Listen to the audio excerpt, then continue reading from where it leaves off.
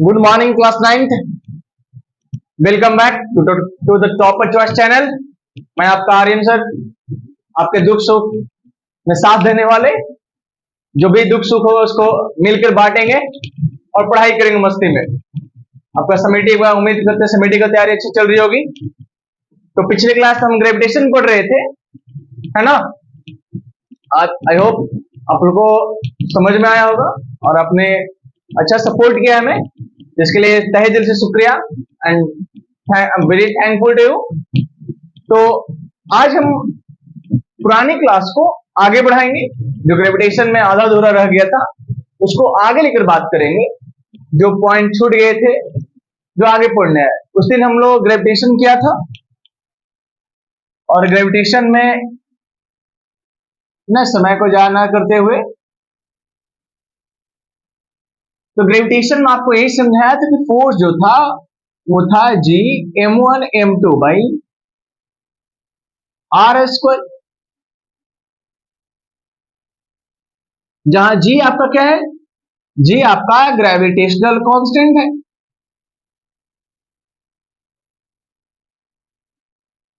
इसे हम universal constant भी कह सकते हैं। क्यों? क्योंकि ये जो ग्रेविटेशन फोर्स है यही यूनिवर्सल फोर्स है। ये बात समझाया था आपको। न्यूटन यही तो कहा, इस दुनिया के हर एक दो ऑब्जेक्ट पे एक अट्रैक्टिव फोर्स लगता है, उसी अट्रैक्टिव फोर्स को ग्रेविटेशन कहे थे, जिसका जो फॉर्मूला था G m1 m2 by r square हुआ था, राइट। तो सर हर एक की वैल्यू निकाली जाती है, G की वैल्यू कितनी होगी? तो देखो समझो G की वैल्यू कैसे निकाली गई। तो वैल्यू ऑफ G कैसे निकाली जाएगी, समझिए ध्यान से। कहा गया जब दो ऑब्जेक्ट के बीच में कहा गया the value of G is equal to force acting between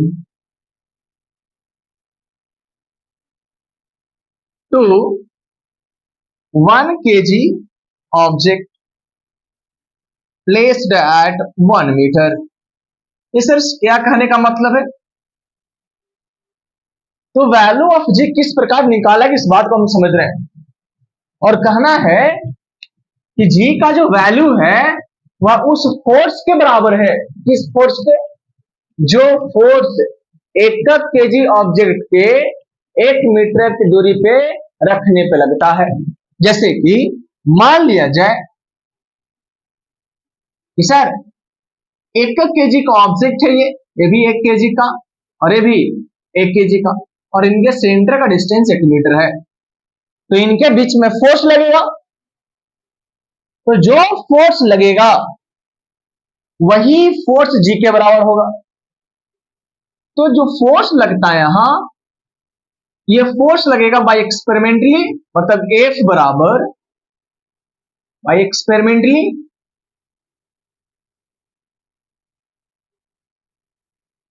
force acting between two 1 kg object placed at 1 meter is F is equal to 6.67 in 10 की पावर -11 न्यूटन। ध्यान सुनिए, जब दो एकक केजी ऑब्जेक्ट को 1 मीटर की दूरी पर रखेंगे तो उनके बीच में जो फोर्स का मेजरमेंट आएगा वो इतना आएगा। ये एक्सपेरिमेंटल है, हरी बस में। तो अगर न्यूटन साहेब ये फॉर्मूला दिए हैं तो ये फॉर्मूला इस पे भी सेटिस्फाई होनी चाहिए, होनी चाहिए। तो पुट करते हैं, तो by formula F is equal to G m1 m2 by r square, force को रखिए G और मास 1 इंटू 1 बाई r को 1 रखिए। तो फोर्स किसके बराबर आया? G के अनुसार। तब समझिए ध्यान से, जब हम फॉर्मूला से निकाले तो फोर्स G के बराबर आ रहा है, और जब एक्सपेरिमेंटल किए तो इसके बराबर आ रहा है। तो भैया दो ऑब्जेक्ट के बीच में फोर्स किसी तरह से लगाइए ना सर, इसी तरह से निकालिए, जो फोर्स होगा बराबर होगा। तो न्यूटन साहब से पूछा गया बताओ तुम्हारे अनुसार ये फोर्स की वैल्यू आ रही है? अगर आपका ये फॉर्मूला दिया हुआ है तो ये फॉर्मूला से ये आंसर आना चाहिए। तो बोला हाँ आ रहा है। तो बोला कैसे? तो कह रहा देखिए आपका फोर्स का वैल्यू तो जी आ रहा है। तो कह रहा है जो जी का वैल्यू है ना वही इसके बराबर है। मतलब इस प्रकार से जो जी हो गया 6.67 10 के पावर -11 न्यूटन, ये आ गया। समझे न्यूटन क्या चला पड़ा? मतलब न्यूटन का कहना है कि हमारा जो जी का वैल्यू है वह उस फोर्स के बराबर है। किस फोर्स के बराबर? जो फोर्स एक केजी ऑब्जेक्ट पे लगता है 1 मीटर की दूरी रखने पे। जैसे हम कहें कि मान लिया जाए कि हम कहें कि भैया मेरा जो उम्र है, मान लीजिए कहा जाए कि मेरा जो उम्र है वो इस फॉर्मूला से निकलेगा। समझिए एक कोई एफ बराबर के है या एज बराबर है, वो एज बराबर के है, ये मेरा उम्र है। तो कहा सर ये के क्या है? तो कहेंगे ना जितना तुम्हारा वजन है ना उतना मेरा उम्र है। इसका मतलब? तो कहा सर मेरा वजन तो 25 किलो है, आपका उम्र 25 साल है। तो हाँ लोग के का वैल्यू 25 रख दिए। ये कैसा, ऐसा समझना आपको। तो वही कह रहे हैं कि जो जे का वैल्यू है ना वो किस फोर्स के बराबर है? वो एक फोर्स के बराबर है जो फोर्स एक केजी ऑब्जेक्ट के 1 मीटर की दूरी पर रखने पर लगता है। आ रही बात समझ में? अब जी का यूनिट क्या होगा सर? जी का एएसआई यूनिट निकाला जाए तो फोर्स बराबर होता है बाबू G m1 m2 by R square, cross multiply कीजिए, यहां 1 रखिए, force into R square, G बराबर F into R square by m1 into m2। तो जी का जो एसआई यूनिट होगा बाबू फोर्स का एसआई यूनिट गुने आर का एसआई यूनिट होल स्क्वायर और मास का एसआई यूनिट गुने मास का एसआई यूनिट। फोर्स का एसआई यूनिट न्यूटन, रेडियस मतलब डिस्टेंस था ये मीटर स्क्वायर, और ये KG into KG KG square होगा। तो न्यूटन मीटर स्क्वायर पर केजी स्क्वायर आया। तो ओवरऑल जो जी होगा वो कितना होगा? 6.67 10 की पावर -11 न्यूटन मीटर स्क्वायर पर केजी स्क्वायर। और इस प्रकार से हमने जी का वैल्यू को निकाल लिया। आई बात समझ में? सारी चीज समझ में आ गया? चलो मिटाएं इसको, मिटाया जाए। अब समझते हैं इस बात को आगे।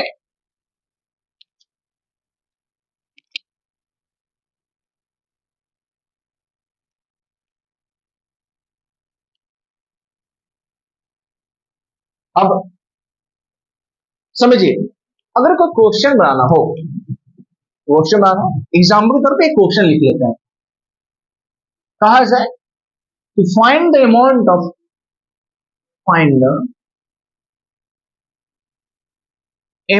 Of force acting between, force कौन सा? Gravitation force acting between to masses of 8 गुने 10 की पावर 15 केजी एंड 5 गुने 10 की पावर 8 केजी, प्लेस्ड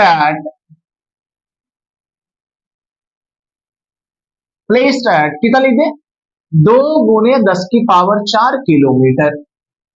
तो सॉल्यूशन से पहले बाबू क्या करना है? फिजिक्स में आप हमेशा यही काम कीजिए, क्या जो भी डाटा दे रखा है डाटा को पर लिखिए। क्या दे रखा देखिए, पहले मास था m1 मान ले 8 गुने 10 की पावर 15 केजी, हाँ सर, और m2 5 गुने 10 की पावर 8 किलो, हाँ सर, और r जिसको हम डिस्टेंस बोल रहे हैं ये डिस्टेंस है, ये है 2 गुने 10 की पावर 4 किलो। तो सर 2 गुने 10 की पावर 4 ये तो किलोमीटर में है, एसआई यूनिट में नहीं है। एसआई यूनिट कौन होता है? मीटर में। देख रहा हूं मीटर है तो मीटर में चेंज किए, 2 गुने 10 की पावर 4 मीटर में 1000 से गुना किए तो मीटर हो गया। तो 2 गुने 10 की पावर 4 यहाँ 3 10 की पावर 7 मीटर आ गया। अब फोर्स बराबर जी m1 m2 by R square, है ना। तो जी कितना है बोलो, जी का वैल्यू तो पता होना चाहिए 6.67 गुने 10 की पावर 11, मास 8 गुने 10 की पावर 15, एमटो 5 गुने 10 की पावर 18 बाई 2 गुने 10 की पावर 7 का स्क्वायर। ये सब डिस्टेंस बिटवीन टू मासेस जहां दे रहे हैं ना, उसको आप समझिएगा डिस्टेंस बिटवीन सेंटर है। अगर कुछ ना दिया हो, सेंटर उंटर की बात ना किया होता, डायरेक्ट समझ जाइएगा डिस्टेंस बिटवीन टू मास मतलब डिस्टेंस बिटवीन देयर सेंटर। आई बात समझ। चलिए इसको सॉल्व करेंगे और इसको मिटाते हैं इधर।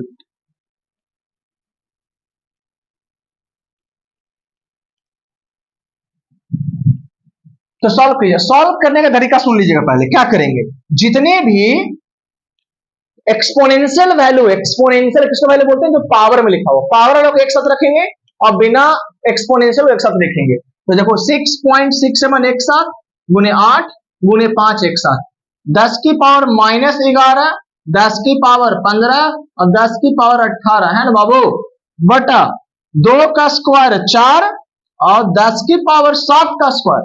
तो पावर का पावर मल्टीप्लाई हो गया है ना, ये ना होता है। तो F बराबर 6.6 मतलब काट सकते हो, देखो तो काटो तो 4 दूनी 8 कट गया ना जी, अब 5 दूनी 10 हो जाएगा। तो 6.67 और 5 दूनी 10, बहुत बढ़िया।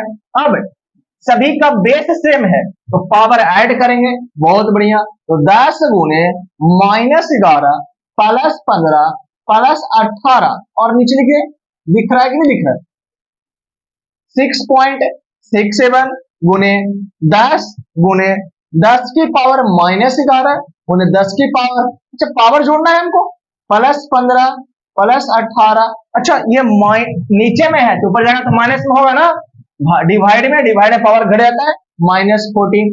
अब बचा कुछ नहीं, तो F बराबर सॉल्व करो। यहां भी 10 की पावर 1 है तो 10 की पावर 15 18 कितना होगा, 15 18 33 हो गया, 15 15 30 और माइनस 3 33 हो गया, 33 और एक ये वाला तो 34 हो गया।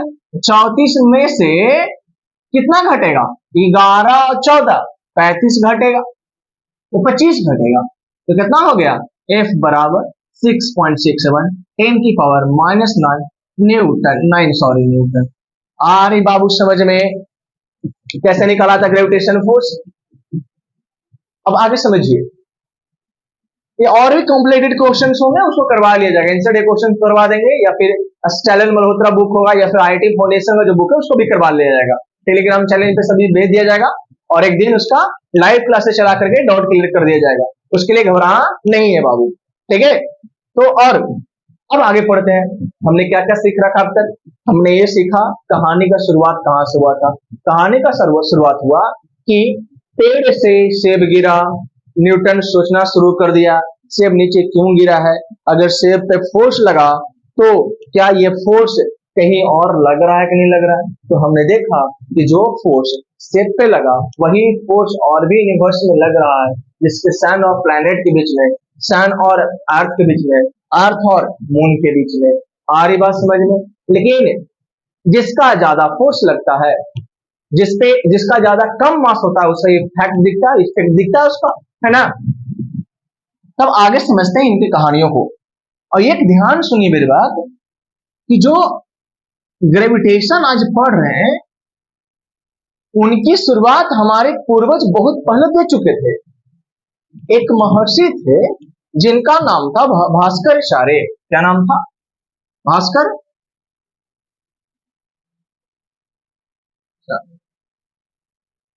भास्कराचार्य साहब एक गणितज्ञ थे, मतलब मैथमेटिशियंस थे। और भास्कराचार्य साहब अपना एक ग्रंथ लिखे थे जिस ग्रंथ का नाम है ना, बुक ग्रंथ लिख लो, बुक कौन सा लिखे, सिद्धांत शिरोमणि। अपने वो ग्रंथ कौन, भास्कराचार्य।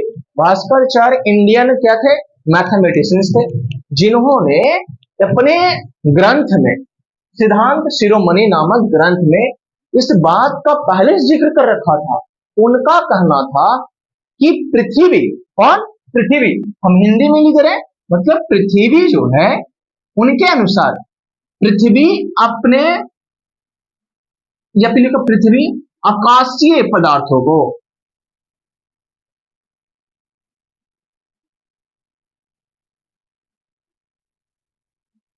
अपनी ओर विशिष्ट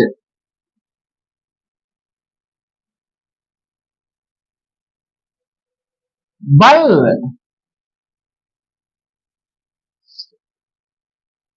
पृथ्वी आकाशीय पदार्थों को विशिष्ट बल से अपनी ओर खींचता है, वो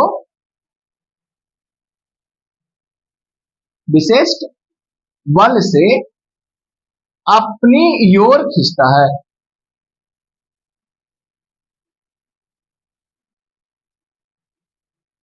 ये हिंदी लिखे, उनका स्टेटमेंट ऐसे लिख दिए, ठीक है। तो ग्रेविटेशन जो न्यूटन साहब दिए हैं, उनसे पहले हमारे भास्कराचार्य साहब दे चुके थे, जिन्होंने का कहना था कि पृथ्वी जो है, जैसे सेब, न्यूटन को लगा था ना कि सेब क्यों नीचे गिरता है, इसको इनको पढ़ लेना चाहिए था हमारे भास्कराचार्य साहब के किताब को। उन्होंने लिख रखा था कि पृथ्वी जो है अपने आकाशीय पदार्थों को अपनी ओर एक विशेष बल से खींचता है, जिस बल को उन्होंने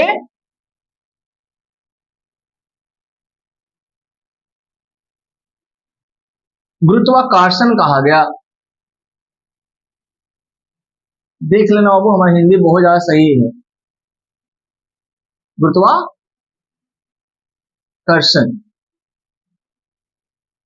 कहा गया, मतलब ग्रेविटी कहा गया। तो according to the Maharshi Bhaskaracharya, it is state that our earth attract the every atmospheric particle towards itself. That force of attraction is known as what? Gravity. मतलब भास्कराचार्य साहब ग्रेविटी के बारे में बहुत पहले ही बता दिए। आ रही बात समझ में? अब ग्रेविटी के बारे में पढ़ते हैं। किसके बारे में पढ़ते हैं? ग्रेविटी के बारे में। तो ग्रेविटी के बारे में पढ़ने से पहले बाबू कुछ और साइंटिस्ट का नाम पढ़ लेते हैं, जिन्होंने ग्रेविटेशन के चैप्टर को आसान बनाने के लिए प्रयास किया। मतलब उनका योगदान इस चैप्टर में बहुत है, उनको पढ़ लेते हैं। तो एक नाम, बहुत फेमस नाम है, जिनका नाम है केपलर। क्या नाम है? केपलर। अब वो समझते हैं केपलर क्या होते हैं, कौन थे।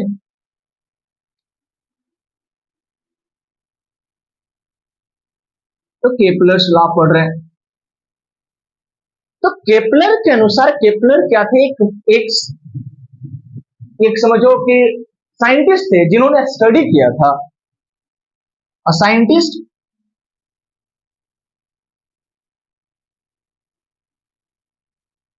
हु स्टडी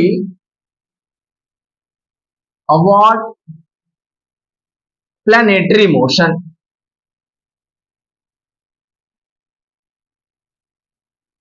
केपलर साहेब जो आपको बताया ग्रेविटेशन में, वो न्यूटन क्या बताया न्यूटन साहब कि अर्थ और मून के बीच में फोर्स लग रहा है, सन और अर्थ के बीच में फोर्स लग रहा है। इन सभी फोर्सेस को समझाने के लिए हमें केपलर का लॉ को समझना होगा। हर बात समझ। और केपलर के मदद से ही न्यूटन साहेब अपना ग्रेविटेशन का लॉ दे पाए। तो समझते हैं केपलर ऐसे क्या क्या रूल दे दिए। तो केपलर एक साइंटिस्ट थे, जिन्होंने प्लैनेटरी मोशन के बारे में पढ़ा। प्लैनेटरी मोशन का मतलब study of the planet of the motion, कैसे करता है प्लैनेट का मोशन। तो एंड उसके बाद, पढ़ने के बाद, and state three important law, three laws, उन्हें तीन नियम दिया। तो पहला केपलर फर्स्ट लॉ क्या है वो समझते हैं। इसी को और कहते हैं law of orbit. Law of orbit क्या कहते हैं इसको? लॉ ऑफ ऑर्बिट कहते हैं। तो केपलर फर्स्ट लॉ और लॉ ऑफ ऑर्बिट एक ही चीज है। उनका कहना था, अकॉर्डिंग टू इट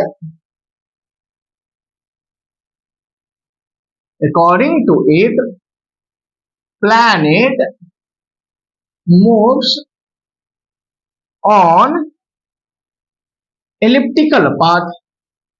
कौन से पाथ के बाबू? No elliptical path around the sun, around the, not on circular path. इनका कहना है कि भाई साहब जो प्लैनेट है ना वो सन के अराउंड तो घूम रहा ही है, लेकिन कौन से रास्ता पे? सर्कुलर पाथ पे, ना कौन से पाथ पे? इलिप्टिकल पाथ पे। सर ये अब क्या बात है? तो इलिप्टिकल समझते हैं, इलिप्टिकल कहते हैं किसको? इलिप्स कहते हैं किसको? तो केपलर क्या कहा? केपलर का पहला नियम कहता है कि जो प्लैनेट है, ये प्लैनेट के बारे में रूल दिया तो हम प्लैनेट के बारे में पढ़ रहे हैं, तो कहना है कि जो प्लैनेट मूव कर रहा है ना वो सर्कुलर पाथ है ही नहीं, वो कौन सी पाथ पे है? एलिप्टिकल पाथ पे। तो हम समझते हैं एलिप्टिकल पाथ कहते हैं किसको?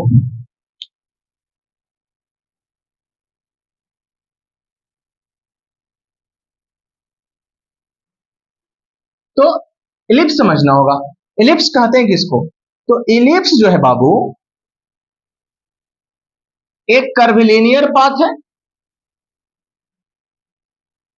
क्लोज्ड पाथ है, जिसके पास टू फोकस, टू फोकाई कह सकते हैं, मतलब फोकस का प्लूरल है, टू फोकस होता है। मतलब अगर आपको सर्कल ड्रा करने को कहेंगे बाबू सर्कल ड्रा करो, तो आप सर्कल कैसे ड्रा करोगे जी? आप सर्कल कैसे ड्रा कीजिए बताइए? तो आप जानते हैं सर्कल कैसे ड्रा कीजिएगा?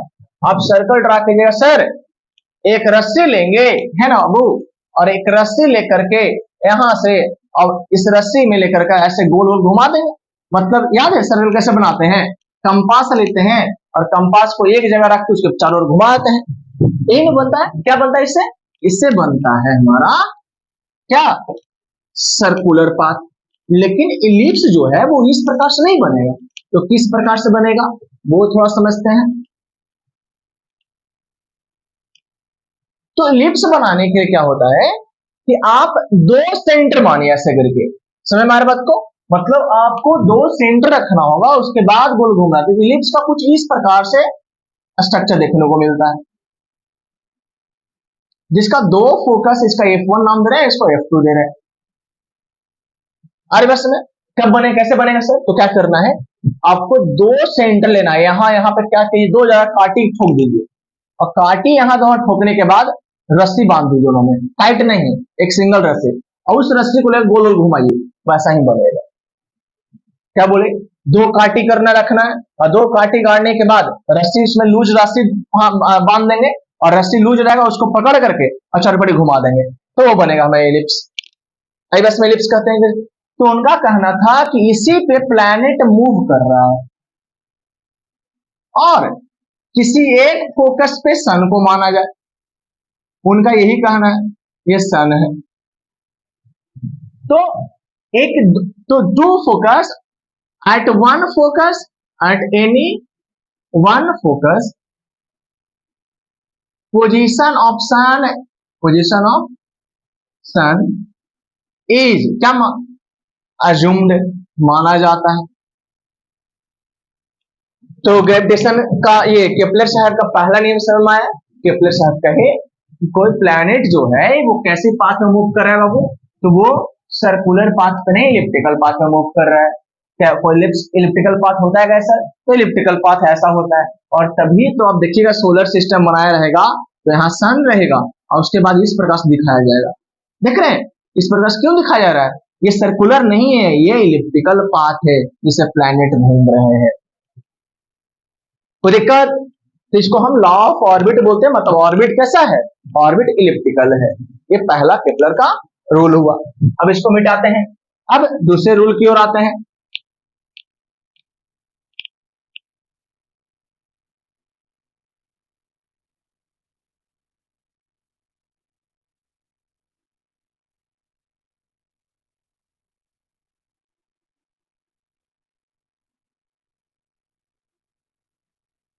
केपलर का दूसरा रूल जो है वो कहता है इक्वल एरिया का, लॉ ऑफ इक्वल एरिया। ये क्या है सर, ये समझते हैं थोड़ा।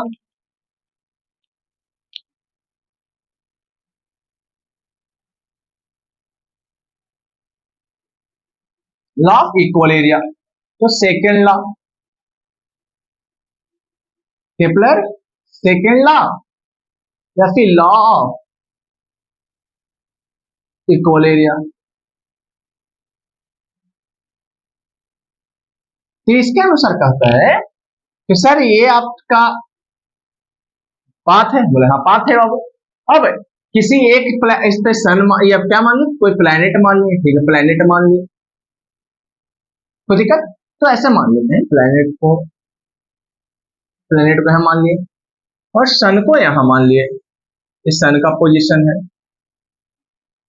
है ना, सन को काला कर दिए बाबू, है ना, क्योंकि सूर्य से ज्यादा आसपास के लोग ही जल रहे हैं, इसलिए काला इसको कर दिए। चलिए, तो ये सन है, ये प्लेनेट है। अब क्या कहना है उनका कि द लाइन ज्वाइनिंग, स्टेटमेंट क्या है, स्टेटमेंट है the line joining, the line joining sun and planet, sun and planet cover या फिर sweep equal area in equal interval of time. मतलब आया, जो लाइन सन और प्लेनेट को ज्वाइन करता है, ये लाइन है, किसी एक पे फोकस है या यहाँ पे फोकस है, तो किसी एक ही पर सन मानना है, चाहे यहां माने चाहे यहां माने, यह कहा जाता है। तो कहा कि जो लाइन सन और प्लेनेट को मिला रहा है, जो लाइन सन और किसको, प्लेनेट को मिला रहा है, वह लाइन इक्वल समय में इक्वल एरिया करता है, कवर करता है। मतलब मान लीजिए कि सन का, प्लेनेट का पोजीशन ए पोजीशन है, ये ए से बी पोजीशन गया और कितना समय में गया, टी टाइम में। तो ए से जब बी गया, सन को वो बोल रहे हैं, तो मानिए कि सन का पोजीशन बोला गया था, तो यहां से यहां गया, तो ये एरिया बनाया ना बाबू, ये एरिया बना कि नहीं बना, बोलो, ये एरिया बना कि नहीं बना, बना। तो मान लीजिए कि टी टाइम में ये जो गया वो एरिया ए ओ बी बनाया, तो जब जब प्लैनेट टी टाइम चलेगा, जब जब टी टाइम चलेगा, तब तब एरिया बराबर होगा। मतलब मान लीजिए कि यहाँ पे भी एक, यहाँ पे पोजीशन मान लेते हैं और यहाँ आया, इसको जहां पे मान लो सी दे दे, और सी से यहाँ डी आया और ये भी समय टी लिया, कितना समय लिया, सी से डी आने में टी। तो ये भी जो एरिया बनेगा ना, ये वाला एरिया, ये भी एरिया इक्वल होगा इसके। या फिर सन जब नजदीक आ जाएगा, मान लो कि यहां आ गया सर, तो मान लो इसको P और Q, तो एक लाइन यहां एक लाइन यहां, तो फिर भी एरिया बना। मत समझिएगा, तीन कंडीशन दे रखे हैं, कौन कौन सा, हम सन का पोजीशन फिक्स कर दिए, प्लैनेट का तीन कंडीशन दिए। कहा क्या कि जो लाइन ज्वाइन करता है, कौन लाइन, सन और प्लैनेट की, तो ये लाइन हुआ।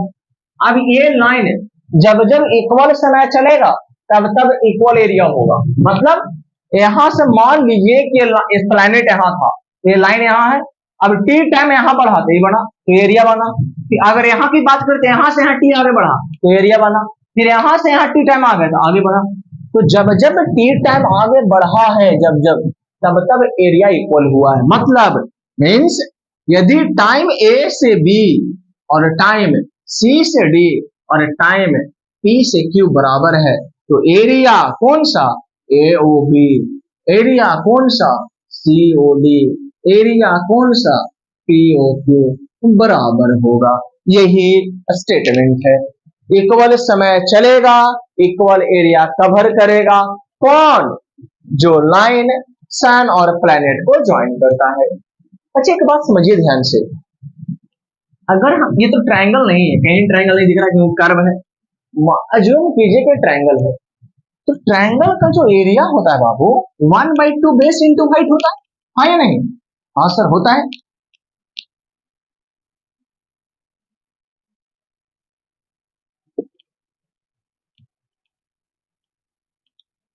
1/2 बेस इंटू हाइट होता है। तो अगर देखा जाए तो 1/2 बेस इंटू हाइट, सन का दूरी तो बढ़ रहा है, देखिए यहाँ डिस्टेंस ज्यादा है, यहाँ डिस्टेंस कम गया, ये बढ़ गया।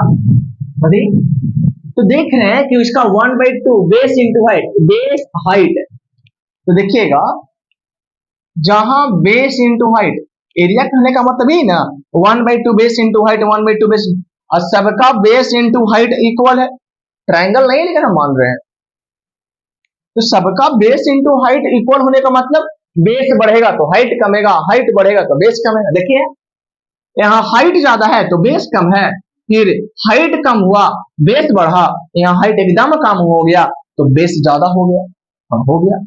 तो इसी कारण से बाबू क्या होता है, हम कह सकते हैं, क्या कह सकते हैं कि बाबू डिस्टेंस बिटवीन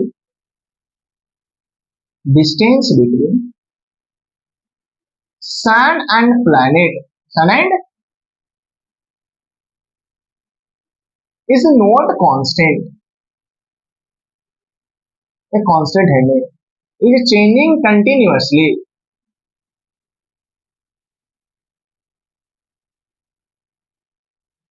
तो फोर्स के अनुसार G m1m2/r², ये जो r है वो चेंज कर रहा है, नहीं कर रहा है, बोलिए, मतलब फोर्स किसके प्रोपोर्शनल होता है, अगर इसको लिखा जाए फिर से तो F = 1/r², होता है, मतलब डिस्टेंस चेंज हो रहा है, changing condition means force of gravitation is changing, force is, कौन सा फोर्स है, gravitation force is changing, is changing. हाँ भाई, इसका मतलब जब सन और प्लैनेट जब मूव करते हैं बाबू, तो ए पोजीशन और बी पोजीशन पे बोले, तो ये दोनों के बीच में, सन और प्लैनेट के बीच में डिस्टेंस एक जैसा नहीं है। क्यों नहीं है, क्योंकि सर्कुलर पाथ नहीं है। अगर सर्कुलर पाथ होता और सन सेंटर पे रहता तो सेंटर से इक्वल डिस्टेंस पे घूमता, लेकिन ये तो इलिप्टिकल पाथ है, डिस्टेंस चेंज हो रहा है, तो डिस्टेंस चेंज होगा तो फोर्स भी चेंज होगा। तो आप देख सकते हैं कि जो डिस्टेंस ए का है वो ज्यादा है किससे, बी से, और इस प्रकार से हम कह सकते हैं कि फोर्स ए का लगेगा वो कम लगेगा, फोर्स बी का लगेगा ज्यादा। क्यों, डिस्टेंस बढ़ता है तो अट्रैक्शन घटता है, दूरी बढ़ेगा प्यार घटेगा, दूरी बढ़ा अट्रैक्शन कम, ये सबको मालूम है। क्यों है, क्योंकि भैया जो फोर्स है वो इनवर्सली प्रोपोर्शनल है r² का। अच्छा, इसका मतलब बी पोजीशन पे फोर्स ज्यादा लगा, इसका मतलब फोर्स ज्यादा मतलब वेलोसिटी एक्सेलरेशन ज्यादा, मतलब ए पे जो बी, ए पे जो फोर्स रहेगा वो कम है तो इसके वेलोसिटी भी कम, और बी पे वेलोसिटी ज्यादा रहेगा। आ रही बात समझ में, पहला पॉइंट ए, दूसरा पॉइंट ए, आ रही बात समझ में कि नहीं आ रही है, डिस्टेंस ज्यादा फोर्स कम, फोर्स कम एक्सेलरेशन कम वेलोसिटी कम। अरे बस यहाँ डिस्टेंस कम फोर्स ज्यादा तो वेलोसिटी ज्यादा, वेलोसिटी ज्यादा। इसका मतलब हम कह सकते हैं कि सन के जितना नजदीक प्लैनेट आता है उतना ही तेज भागता है, और जितना दूर जाता है उतना ही स्लो भागता है। आ रही बात समझ में, तो हम लिख सकते हैं बाबू, इसको मिटा दें तो हम क्या लिख सकते हैं,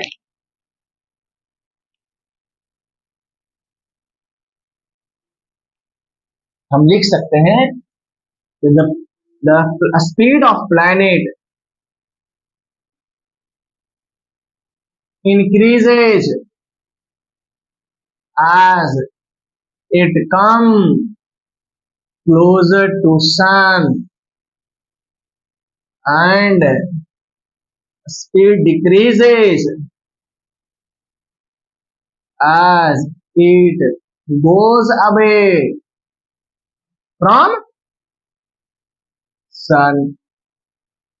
सन के जितना नजदीक प्लैनेट आता है उतना ही स्पीड बढ़ जाती है। क्यों भाई? क्योंकि सर नजदीक आने का मतलब डिस्टेंस कमा सर, और डिस्टेंस कमा सर तो फोर्स बढ़ा, और फोर्स बढ़ा तो वेलोसिटी इनडायरेक्टली चेंज होगा सर। आ रही बात समझ में? तो हम कह सकते हैं कि जो डिस्टेंस है या मेरी वेलोसिटी मतलब speed of planet is not constant, changing continuously. मतलब समझ जाइए, कोई प्लैनेट चाहे अर्थ ही क्यों ना हो, मार्स ही क्यों नहीं हो, कोई यूनिफॉर्म स्पीड से नहीं चल रहा। क्यों नहीं चल रहा सर? क्योंकि यूनिफॉर्म स्पीड से कब चलता? जब यूनिफॉर्म फोर्स लगता। फोर्स इक्वल नहीं लग रहा। क्यों नहीं लग रहा? फोर्स इक्वल तब लगता जब डिस्टेंस इक्वल है। डिस्टेंस इक्वल क्यों नहीं है? डिस्टेंस इक्वल तब होता जब वो सर्कुलर पाथ होता। ये कौन सी पाथ है? इलिप्टिकल पाथ है। ये पाथ इलिप्टिकल, डिस्टेंस चेंज कर गया, डिस्टेंस चेंज किया तो फोर्स कम गया और चेंज हो गया, और फोर्स चेंज हुआ तो स्पीड भी चेंज हो गया, इसलिए कांस्टेंट नहीं है। आगे बात समझ में? तो पहला रूल बताओ मेरे साथ। पहला रूल यही ने पढ़ा, लॉ ऑफ ऑर्बिट, कि प्लैनेट सर्कुलर पाथ पे नहीं मूव कर रहा, किस पे कर रहा है? इलिप्टिकल पाथ पे। मतलब planet around sun moves on elliptical path. कौन सी path? Elliptical path, not on circular path. दूसरा क्या पढ़े? दूसरा पढ़े लॉ ऑफ इक्वल एरिया। कौन सा area? Law of equal area. इसमें क्या कहें? जो लाइन सन और प्लैनेट को मिलाता है, the line joining sun and the planet sweep और cover equal areas in equal interval of time. मतलब जो लाइन सन और प्लैनेट को मिलाता है बाबू, वह लाइन इक्वल समय में इक्वल दूरी तय करता है। और इस प्रकार से हम कह सकते हैं कि सन के नजदीक जितना प्लैनेट आएगा उतनी ही स्पीड बढ़ जाएगी, और जितना दूर जाएगा उतनी स्पीड कम जाएगी। तो कहां पे स्पीड ज्यादा होगा और कहां पे स्पीड कम होगा? तो ये पोजीशन मान लीजिए सन का, ये प्लैनेट का है, और ये भी प्लैनेट यहां से, तो ये बी पोजीशन है और ये पोजीशन है। तो बताइए, जो यहां से यहां अगर मापा जाए आर, ये वाला आर, ये आर ए है और ये आर बी है, ये तो मैक्सिमम नहीं है जी, ये मैक्सिमम है और ये मिनिमम है। ये आर ए है और आर बी, मतलब जो आर ए है वो मैक्सिमम डिस्टेंस है, और आर बी जो है वो मिनिमम डिस्टेंस है। और इसीलिए कह सकते हैं कि जो स्पीड होता है मतलब वेलोसिटी जो होता है ए पे वो मिनिमम होगा, और स्पीड बी पे जो होगा वो मैक्सिमम होगा। आ रही बात समझ में? कोई दिक्कत? चलिए अब आगे पढ़ते हैं।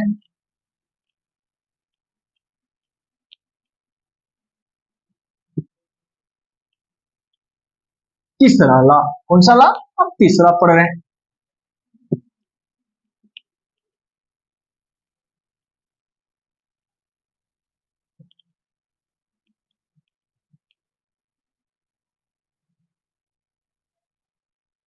केपलर थर्ड ला।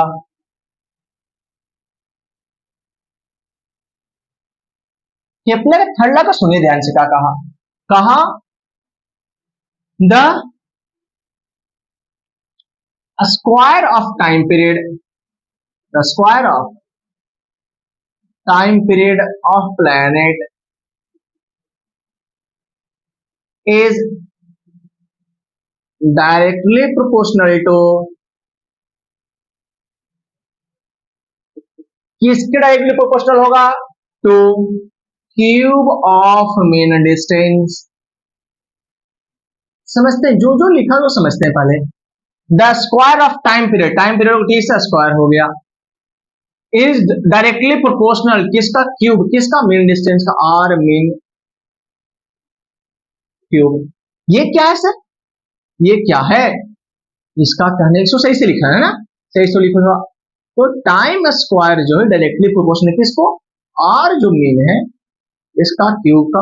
ये क्या कहने का मतलब है सर? आप समझते हैं, जहां टी का मतलब है टाइम पीरियड, टाइम पीरियड का मतलब time taken by planet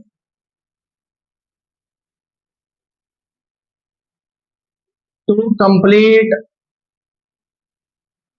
one revolution. और आर कहने का मतलब है मीन डिस्टेंस, और इसी को और average distance between sun and planet. अब समझते हैं इस बात को, क्या लिखा गया सर ये।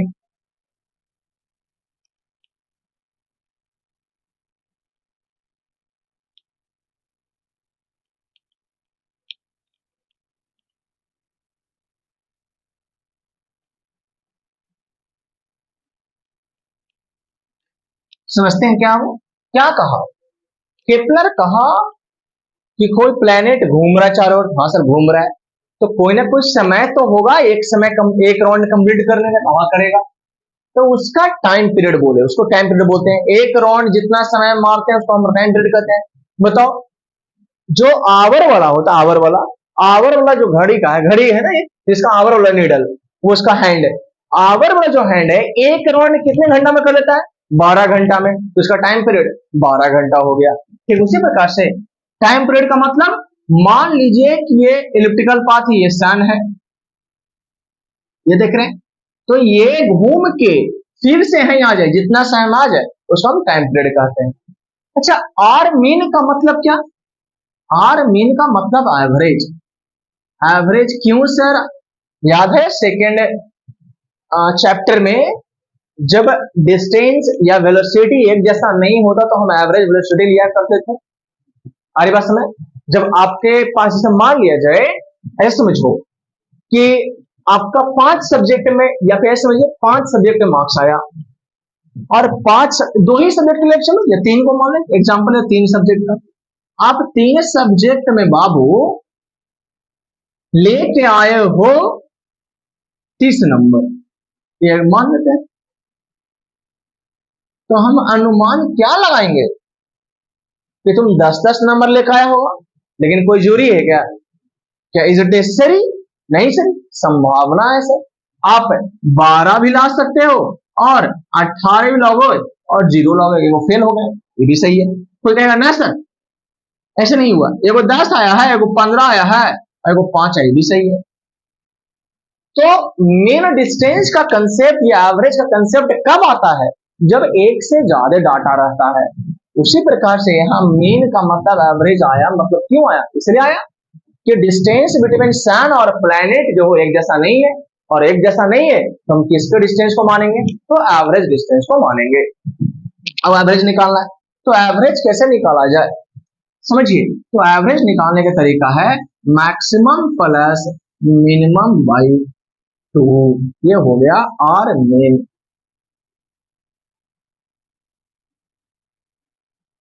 आई बात समझ में। सर ऐसे कैसे निकल सकता है एवरेज सर, एवरेज तो होता है the sum of all quantity by number of quantity ना। हाँ वो भी सही है और ये भी सही है, कैसे समझो। 2, 4, 6, 8, 10 लिए, इसका एवरेज निकालिए, इसका एवरेज निकालेंगे 2+4+6+8+10 1 2 3 4 5, जोड़ो तो, जोड़ो 4×2 6, 6×6 12, 12×8 20, और 20 और 10 30, 30/5 कितना है, 6 आया। ये चलिए छोड़िए हटाइए, यार निकाले तो एवरेज, एवरेज ऐसे निकालिए, मिनिमम को और मैक्सिमम को जोड़िए और 2 से भाग दीजिए। मिनिमम कौन है सर, 2 है, और मैक्सिमम कौन है सर, 10 है।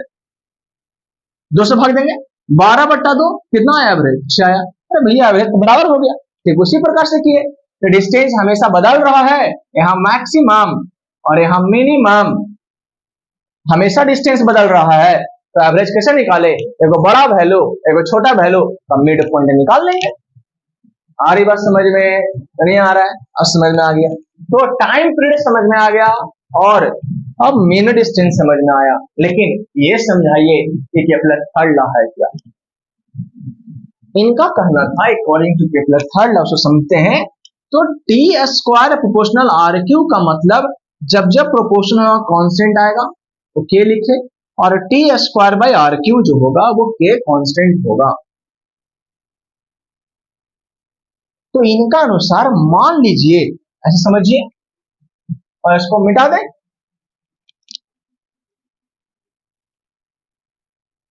इसके बाद लिखिएगा यहां क्या कि मान लीजिए बाबू कि ये सन है और ये कोई प्लैनेट ए है, ये प्लैनेट बी है, ये प्लैनेट सी है। इसका रेडियस आर ए है। आर बस में ना थोड़ा सा और समझते हैं इसको और बड़ा करके लिखते हैं।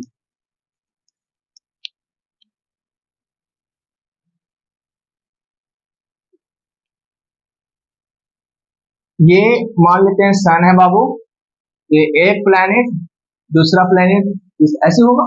मान लीजिए प्लैनेट ए है, इसका आर ए होगा और टाइम पीरियड होगा T1, ए मान लो T1 R1। कोई प्लैनेट यहाँ है ना, तो प्लैनेट यहाँ मान लेते हैं, तो इसके लिए R2 और टाइम T2। सबका अपना अपना टाइम पीरियड होगा, सबका अपना अपना डिस्टेंस होगा। और एक प्लैनेट यहाँ है, ये फर्स्ट ऑर्बिट सेकंड ऑर्बिट यहाँ पे मान लीजिए, और ये सन है और कोई प्लैनेट, इसका टाइम R3 टाइम डिस्टेंस और टाइम T3। मतलब क्या माने यही कि एक प्लैनेट R1 डिस्टेंस पे है सन से, वो T1 टाइम पीरियड में घूमता है, मतलब T1 में एक राउंड मार लेगा। कोई डिस्टेंस R2 पे है सन से, तो वो T2 टाइम लेता है, वो घूम जाता है। कोई प्लैनेट थर्ड जो है वो R3 डिस्टेंस पे है और T3 टाइम लेता है, तो घूम जाता है। हाँ, तो कहा गया कि जो भी R और T का जो ये वाला रेशियो का कांस्टेंट रहा है केपलर लॉ से, तो भाई केपलर थर्ड लॉ सभी का निकालिए। कौन सा? पहला का जो टाइम पीरियड का स्क्वायर होगा और पहला का मीन, ये बराबर होगा तो दूसरा का टाइम, दूसरा का क्यूब, और तीसरा का जो होगा वो R3 के स्क्वायर के बराबर होगा। अब समझ में आया क्या कहा गया? मतलब जो टाइम पीरियड स्क्वायर का time square of time period और क्यूब ऑफ मीन डिस्टेंस का जो रेशियो है, रेशियो किसका? टाइम पीरियड का स्क्वायर का और किसका? क्यूब किसका? मीन डिस्टेंस का। ये सभी प्लैनेट के लिए बराबर होगा।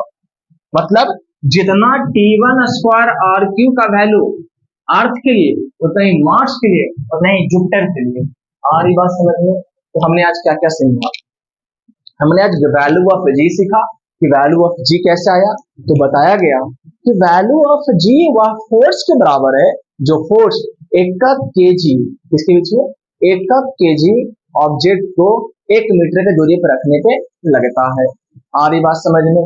कोई दिक्कत नहीं ना? अब समझते हैं। और कि फिर क्या समझाया गया? फिर आपको समझाया गया कि केपलर या फिर एक भास्कराचार्य थे जिन्होंने बताया था ग्रेविटी को कि पृथ्वी अपने सभी आकाश पदार्थों को अपनी ओर खींचता है, उसे गुरुत्वाकर्षण कहा गया था। इतना ही नहीं, एक और साइंटिस्ट थे जिन्होंने ग्रेविटेशन में अपना योगदान दिया, जिसका नाम केपलर था। और केपलर प्लैनेटरी मोशन के बारे में पढ़ा और उन्होंने 3 रूल दिया, जिन तीनों रूल को पढ़े। पहला पढ़े लॉ ऑफ ऑर्बिट, मतलब प्लैनेट सर्कुलर पाथ पे नहीं इलिप्टिकल पाथ पे घूमता है।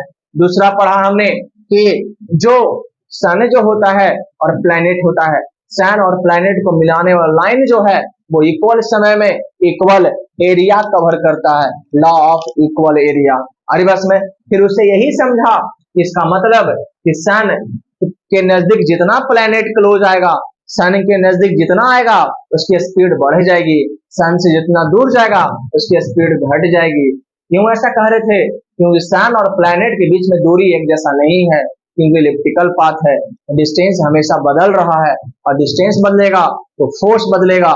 जहां डिस्टेंस कम रहेगा वहां फोर्स ज्यादा, और डिस्टेंस जहां कम फोर्स ज्यादा, डिस्टेंस ज्यादा फोर्स कम, और फोर्स कम तो वेलोसिटी भी कम, और फोर्स ज्यादा तो वेलोसिटी भी ज्यादा। तो मिनिमम जब डिस्टेंस रहता है तो फोर्स ज्यादा लगता है, और फोर्स ज्यादा लगता है तो वेलोसिटी ज्यादा होता है। और तीसरा पढ़ा कि जो टाइम पीरियड का स्क्वायर है वो डायरेक्टली प्रोपोर्शनल है किसके? क्यूब के। किसके क्यूब के? मेन डिस्टेंस के। मेन डिस्टेंस का मतलब एवरेज डिस्टेंस। एवरेज क्यों लिया गया? कि सन और प्लैनेट के बीच में डिस्टेंस कांस्टेंट नहीं है, और कांस्टेंट नहीं है तो एक कैसे ले ले, एक एवरेज लिए मोटा मोटी। एवरेज निकालने का क्या तरीका है, या तो सभी डिस्टेंस को जोड़िए और भाग दे दीजिए, जो कि संभव नहीं है। तो और क्या तरीका है, मिनिमम को निकालिए, मैक्सिमम को निकालिए, उसके बीच वाले वैल्यू को निकाल लेंगे, भाई 2 कर दिया। और जिसके कारण से अगर टाइम स्क्वायर आर क्यू के प्रोपोर्शनल है तो प्रोपोर्शन हट के कांस्टेंट आएगा और इसको भाग में दे दिया, मतलब टी स्क्वायर बटा आर क्यू का रेशियो सभी के लिए इक्वल होगा। आई बात समझ में? आज इतना ही। और अगले दिन हम लोग ये प्रूफ करेंगे कि न्यूटन 1/r² कैसे सोचा था। उसके बाद फिर ग्रेविटी स्टार्ट करेंगे, फ्री फॉल स्टार्ट करेंगे। आ रही बात समझ में? तो जितना आप पिछले वीडियो को देखे हैं, जितना उसको शेयर किए हैं, उम्मीद करते हैं इससे भी उतना ही प्यार देंगे। और हम आपसे क्या मांग सकते हैं, आपसे हमारी एक ही रिक्वेस्ट है, आपका हमें सपोर्ट चाहिए। जी उम्मीद करता हूँ आपको समझ में आया होगा, अपनी कोशिश पूरा किया है ना। I have tried my best to explain the thing which is in front of you. हमने एनसीईआरटी लेवल को अच्छी तरह से डिस्कस किया, कुछ कुछ लेवल बढ़ाया भी, तो जो कि आपने समझ रखा। तो आपका एक ही काम है, अब आप इसको लाइक कीजिए, शेयर कीजिए और सब्सक्राइब कीजिए, और खूब लगा के पढ़िए और समिटिव एग्जाम अपना अच्छे से पास कीजिए। Wish you best of luck और have a good day, take care, bye bye.